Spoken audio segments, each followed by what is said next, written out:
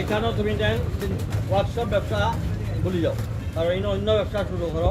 আমরা ফুটপাথ করবো যখন আমরা গিলতে নাই না, কাজে কষ্ট কিনাইয়া ঢুকার বা অন্য ব্যবসা করা যায় তুমি তাই। আমরা রাস্তা করতে করতে তুমি যেন আর ড্রেন করতে তুমি যাই অন্য ব্যবসা শুরু করো, এই ব্যবসা হবে না।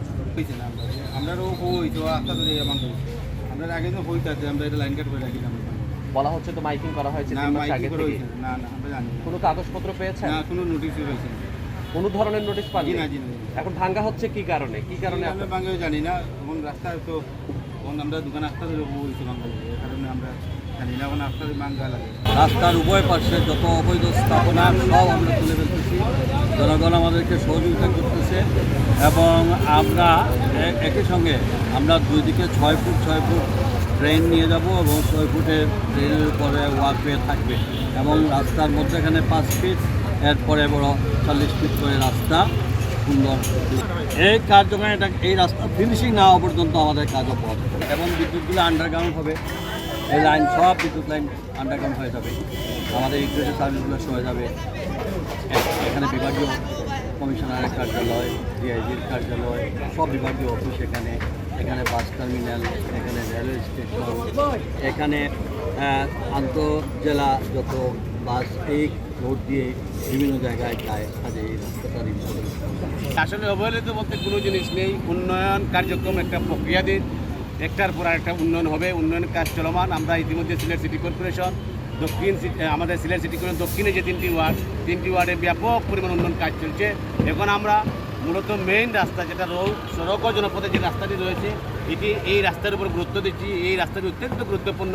এখানে সদর দপ্তর থাকার কারণে, বিভাগীয় কমিশনার, পুলিশ কমিশনার মহোদয়ের হেডকোয়ার্টার থাকার কারণে এবং বিভিন্ন কলেজ, মাদ্রাসা এবং বিভিন্ন সরকারি প্রতিষ্ঠান থাকার কারণে আমরা এই রোডটাকে আমরা অত্যন্ত গুরুত্ব দিচ্ছি। ইনশাআল্লাহ আমরা এই কাজ আজকে থেকে শুরু করা হলো। আমরা কাজ শেষ না পর্যন্ত একটা নিয়ন্ত্রণের ভিতরে সুন্দর বিউটিফিকেশনের মাধ্যমে নাগরিককে পরিপূর্ণ সেবা শেষ না হওয়া পর্যন্ত আমরা এই কাজ চলমান থাকবে ইনশাআল্লাহ।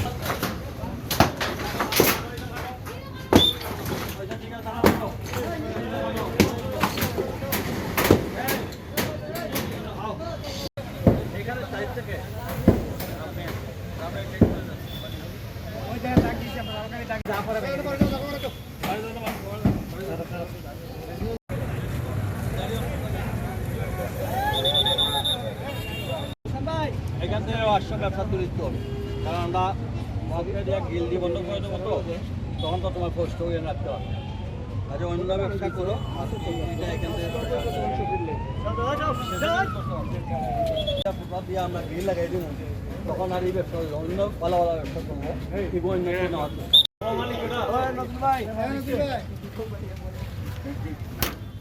মালিককে